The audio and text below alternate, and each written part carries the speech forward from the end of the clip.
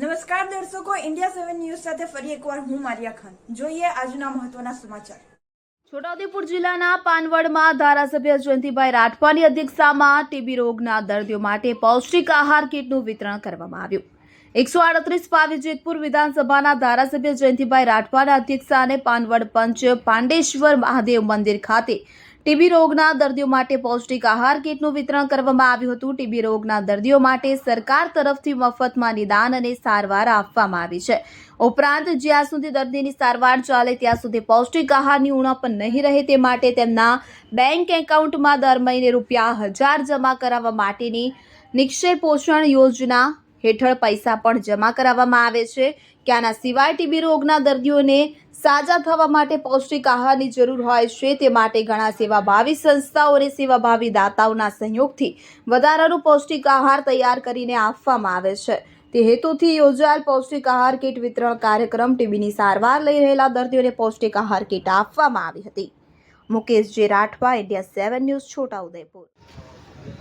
દેશના પ્રધાનમંત્રી શ્રી નરેન્દ્રભાઈ મોદી સાહેબનો જે સંકલ્પ છે કે 2025 સુધીમાં દેશમાં જે ટીબીના દર્દીઓ હોય એ દર્દીઓને ટીબી મુક્ત ભારત બનાવવા માટેનો જે એમનો સંકલ્પ છે એ સંકલ્પને સિદ્ધ કરવા માટે જે અમારા છોટાઉદેપુર જિલ્લાના ટીબી વિભાગના આરોગ્ય અધિકારીઓ દ્વારા અને ધારાસભ્યના સહયોગ દ્વારા પાનવડ ખાતેથી પાનવડના મારા સન્માન્ય આદરણીય વેપારીઓને નિક્ષય મિત્ર બનાવીને એક સહયોગી બનાવીને મારા પોતાના મતક્ષેત્રમાં આવતા 138 વિધાનસભા ક્ષેત્રમાં અને પાનવડ વિસ્તારના CIC ને પબ્લિક હેલ્થ સેન્ટરમાં આવતા જે ટીબીના દર્દીઓ છે એને સહયોગી બનાવવા માટેને એમને 6 માસ સુધીનો જે કોર્સ છે એ કોર્સમાં પોષણયુક્ત આહારની કીટો